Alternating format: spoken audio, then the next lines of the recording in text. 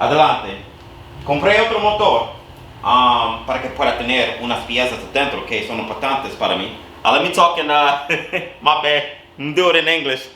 I got me another, well, I did it again. I got me another engine. This is a 6-liter, and this does begin my build process. So, as you can see in the photos, I got a 2003 Chevy Silverado. This is a 6-liter, and this is the Gen 3 6.0, which is the LQ4, and which you can consider some variations could be similar from like the old Suburban I had, if you follow that 2000 Suburban.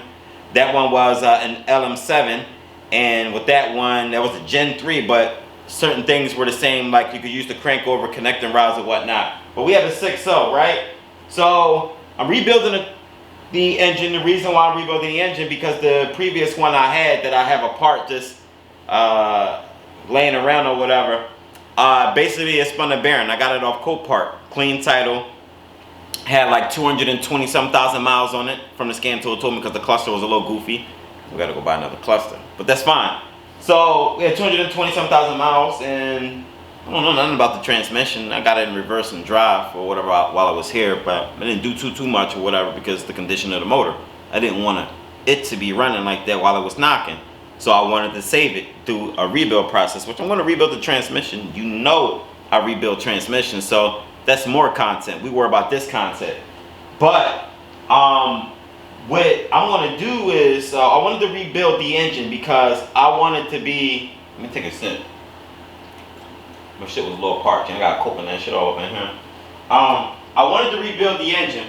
I could have just easily got like another used engine for like $1,500, $1,800, $2,000, $2,500. But even with that price, I'm still fighting with the mileage, right? I could buy this engine, right, for X, Y, and Z dollars, and then in the future, spun a bearing, lifters, need a can, or whatever. It just smoking bad. It just needs a whole rebuild. Something like that. It had like a lot of miles. I'd rather start over from scratch. So just my idea, just to rebuild the engine, made a lot of sense. So I'm pretty much doing a whole nother engine all over again. Now I'm not rebuilding it to gain performance. Yes, I can gain performance, no problem. Let me get this coconut out of my mouth. Pause. Yes, I can gain performance, no problem. Even with stock parts, I can still gain performance. Reconditioning, doing what I'm doing, yes, still can get performance. This is considered a stock build. This is not nothing to like gain. I'm not going out there looking for 1,500 horsepower. I'm not looking for 1,000. Shit, I don't even want 450 horsepower. I keep everything stock, so it is designed to do what it do. Semi-rigs or those other big ass trucks and tow trucks, they not even designed to be having all those goddamn race horsepower or whatever. You know, I'm talking about those numbers that people want, 450 to 600,000 horsepower or whatever. Let's be goddamn realistic. I'm cool with 3 something and we can haul and tow with that or whatever. And this is a 2500, the big dog. So we're going to do the rebuild on this. Another thing, let me do another tape. Cut the BS or whatever because I'm talking too long, not getting straight to the point.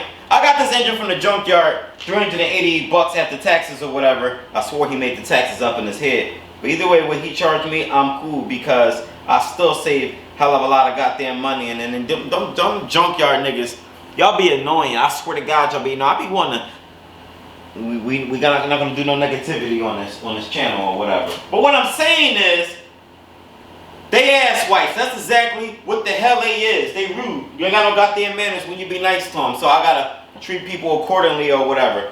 $380 at the taxes. This one came out of a 2000. I believe I still got an audio clip to show you. Came out of a 2002 Chevy Suburban. There's the 2500 one, right? LQ4. I can't even. Let me say it again, because my brain is all screwed. 2002, I think it was a 2002 or 2004. One of them years, 2002, Chevy Silver, came out of a Chevy Suburban 2500, obviously 6-liter. An engine came out of that and it was running and everything. So, only thing is, it had like a lot of miles. This one has like 280 some thousand miles that he said. I don't care. The only thing I care about is the crank and the connecting rods. and I do need a cylinder head. And whatever additional that I could get off of this engine, that's what we're gonna do. And we'll keep this block in a cut so that way I could rebuild it and do all of the good stuff. Let's focus on the real block. The real guy is the one on the floor right here. We got my engine block. Let me get some gloves on. I am not going to take this apart, but what I will do is we're gonna talk about it like for a second. So I got this block, right? This is the original block that I got, took out the engine one that had 220-some thousand miles on it. Ended up getting it like reconditioned, real good, all of that good stuff. I don't want to get this, like the wrap off of it. Really, I don't want to do too much. Let me kind of slide this around, so that way you get a better. We got cardboard underneath, so don't worry about it if I'm like scratching up stuff. So this block was done is 4-inch cylinders, obviously, but since they had high mileage, it was best just to get the cylinders straightened out. So we got it done 20 over. I measured it. My measurement said that it could good to go ahead and put pistons in there. I even still had cross hatching existing in the cylinders at 221,000 miles, but no, I just let someone who do engine work, I let them determine it because they got the measure equipment, all of that good stuff. And then they said that, yeah, you can use 20 over or whatever. I just think, probably gas me up just to get it done. Business is business. It is what it is. So I paid $870-something to get it checked out, clean, checked for cracks, leaks, and all of that good stuff. Like I said, I was cutting cylinders or whatever, over 20. I got pistons. I spent like almost $400 on Summit Racing, standard size pistons or whatever, 4-inch pistons. I got for the 6, obviously, but when you're doing pistons or whatever, all you really, it doesn't matter all you really care about is the piston size, and you need to know what type of wrist pin you got. Like, you know, does it free float, or does it like, is it a pressing type or whatever.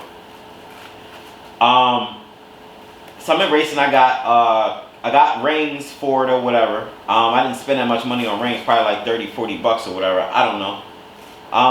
So that together, whatever, I don't know. I could, and a couple other things I end up paying for. I'm probably in a whole like, probably like 18. Probably I think I'm in a whole like $2,000 so far. Between $1,700 and $2,000. What I feel like I invested so far in rebuilding a block, getting pistons or whatever. I got a rebuild kit with like gaskets and stuff. I bought an additional cam, and I do got an additional crankshaft that I did buy sitting in the box. Is LS1 crank, a Gen 3 LS1 crank, and I was going to use that, but I don't know, from like doing my research between like the numbers, like the flange might be a difference between like the early from, I don't know if it was from like 98 to like 2000 or 2001 or whatever it is, the flange might have been different. I'm not exactly sure on it. I got an original 6.0 just cause. The LS1 is a 24 tooth. It looks exactly like my crank. The numbers are the same. So I don't know if it's the flange. Actually, I lied. Don't listen to nobody online, because that's why I confused myself about. So this is my old crank, right? And then my old crank, when I say the flange, I'm mentioning this part right here that your flex plate like rests on. I had to measure the one on the LS1 and the one here. It was dead even. So long as it's a Gen 3, I guess it's a Gen 3. Don't let it confuse you like how I let it confuse me, because I had to go over specs and do everything by numbers when I was part of the rebuilding process. You can't just buy things just because you think you could just buy it, and no, everything goes by like measurement or whatever. Sorry, over here in the junky corner. This box right here, this is the LS1 crank, Gen 3 crank. Got my old connecting rods and everything. Probably a rod bearing fell somewhere. I honestly don't care. I gotta get new ones, and main bearings too. I can get those locally too. Standard size, because it's just like a stock build or whatever. Gasket kit, crankshaft is in here. I got more parts over here lying on this bench or whatever, but I really had this thing like dissected like really effing good. Another thing, I guess since I'm going over here, I'm looking. Make sure you get camshaft bearings too, in the block. I got those part of the process of me getting the block reconditioning and bored over is they gave me, I told them I want camshaft bearings. So whatever it is I wanted made it that price. Really, you can get the engine rebuilt cheaper than what I paid $8 something for. So that's just a known fact. I'm gonna set the engine up on the engine stand. A soporte del motor para que pueda trabajar por un poco. No voy a hacer mucho, solamente voy a quitar unos tornillos. Por ejemplo, los tornillos que te quedan por aquí, por esta vaina.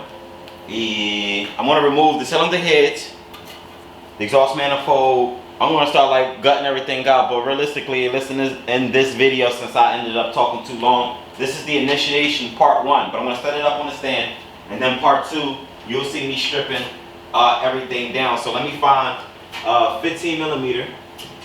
Looks like we got one, and then I need my electric impact because I'm going to remove this flex plate, and I'm going to use this flex plate over, assuming it's the same everything.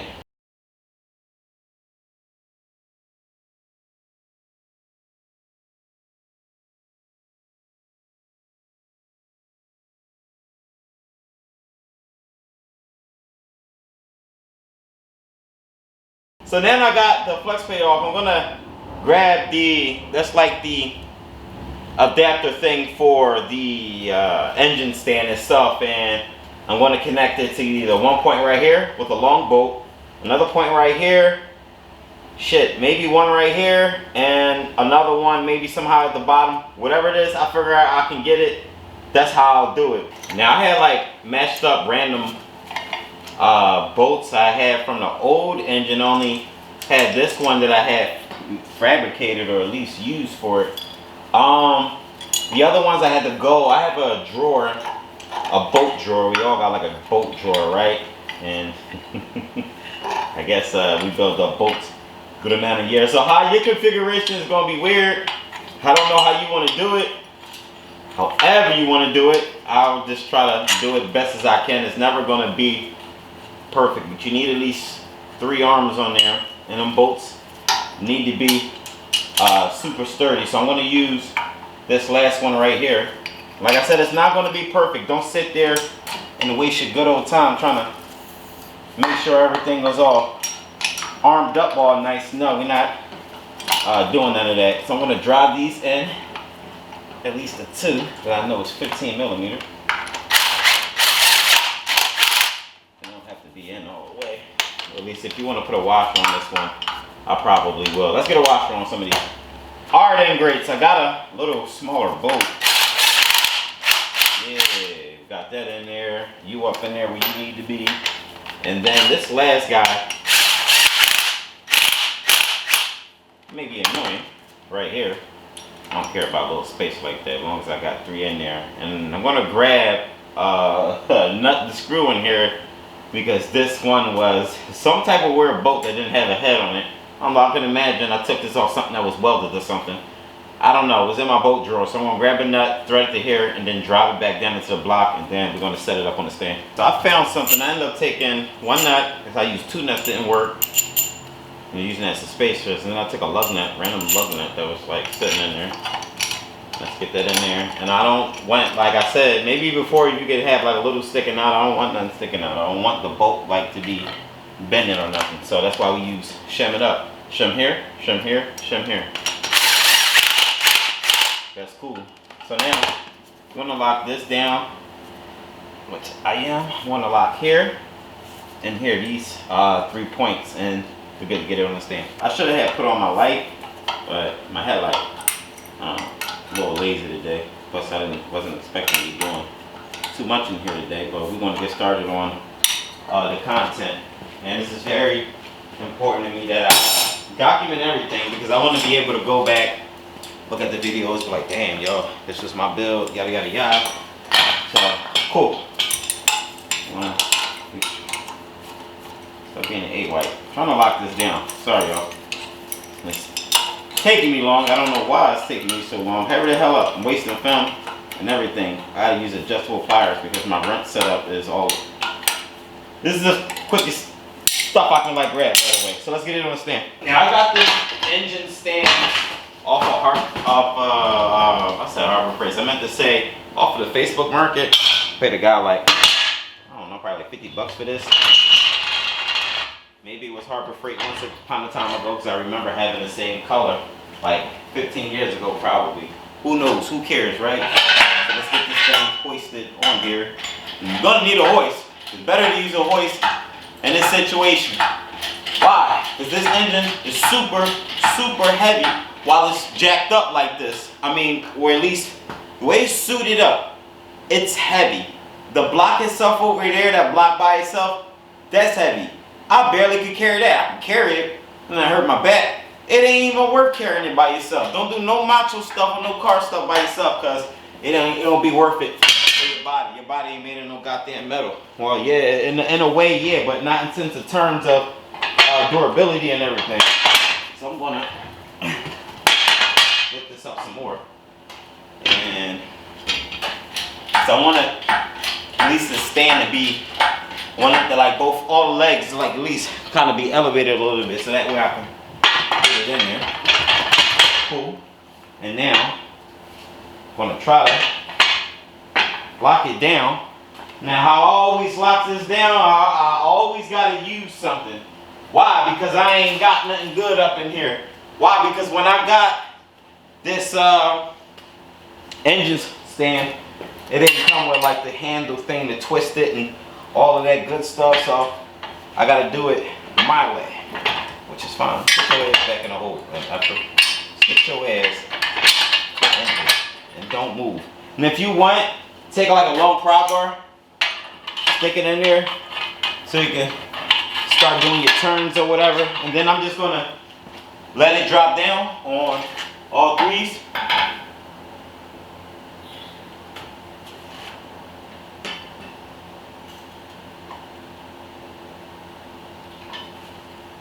You want to make sure you're good before you take your engine hoist off. Shake the engine up. Might set, might whatever. Might feel like it might bend. It ain't gonna go no goddamn where. Make sure your arms is locked down, tighten, 3 points where it's supposed to be. Now if you want to be extra and really just leave it on this top half. You got to get the pan out and everything. Don't be like me. Don't be a D-head and not be able to get the back cover off for the why did I do that? The rear main seal. I'm gonna try to like sneak it out. It look like I can like sneak it out. In the meantime, I'll leave this strap on the engine for when I do have to. If I can't finesse this out, which I'm not gonna stress myself about doing it, I'll just hook it back up here to the hoist and just quickly whatever. I'm setting it up and I'm leaving it the way it is, as is, until I get to that point I'm ready to take it off. So let's back this off. I'm not going to stress about it. And yeah, that's how it is. So this engine's going to be sitting here, and now I got space to do what I do. I got flexibility. Keep everything. I want to keep everything grouped, keep everything organized for when I need to go resort parts or whatever that I need for this engine. That was the whole purpose of getting this engine. So now I can do stuff like maybe I flip this around and I can work my way of getting the timing cover situated. Dang, this thing is heavy, y'all. Let me see something. Come on, come on, come on. And then back this guy up. Yeah, this guy is heavy, real heavy. But I'll see if I can undo everything, get the water pump situated. Let me get a light. Get the water pump off. I'm gonna use this over again. I'm just gonna clean it up real good. I need this for when I gotta get my the crank and the flywheel, the flex plate. I gotta bring together when I get the crankshaft balance. I already talked to a guy. I just need to get him a connecting rod. The connecting rods, the bearings and whatever, you gotta dress it up just to balance it. But the most important part, he needs the counterweight, which is externally on both ends, end to end, flex plate and the harmonic balancer basically. I'm excited about this. So Leekautorepair. This is my 6.0 engine and LQ4. I'm excited about this. Going to be content for you guys, so be sure to look out. This is part 1. This initiates the video. Yes, this initiates the series, my LQ4 series. So that's how I label it, and I put it in a playlist for you guys, so that way you guys can resort back to the video. Anybody want to build a LQ4 suit? Even the guys that got LS1s trying to get LQ4s. This is a popular motor. It's a budget build, basically. Why is it a budget build? Because it's a budget build. You don't be too cheap or whatever. I don't recommend that, but just make sure is this the cost wise. Just I don't know. That's up to you. You build it to your likings. I'm building it to my liking. So I'm Leekautorepair. This starts the series, part 1. Hit the like button, hit the subscribe button. Any questions, comments, concerns, leave it in the comment section. Leekautorepair@gmail.com. If you guys want me to do like car reviews, questions, or you need help or whatever, make sure you're paying or whatever, because I don't do nothing for free. I got you. Other than that, I'll holler at y'all.